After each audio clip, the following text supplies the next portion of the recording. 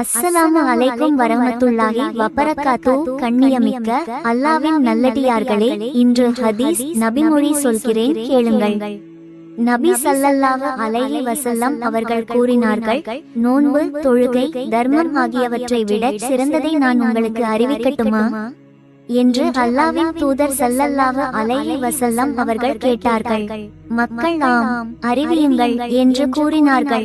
அது மக்களுடைய பிரச்சனைகளை சீர் செய்வதாகும். மக்களுக்கிடையே குழப்பத்தை விளைவிப்பது நன்மைகளை அழித்துவிடும் என்று நபி ஸல்லல்லாஹு அலைஹி வஸல்லம் அவர்கள் கூறினார்கள். அறிவிப்பவர் அபூதர்தா ரலியல்லாஹு அன்ஹு அவர்கள். நூல் சுனன் திர்மிதி.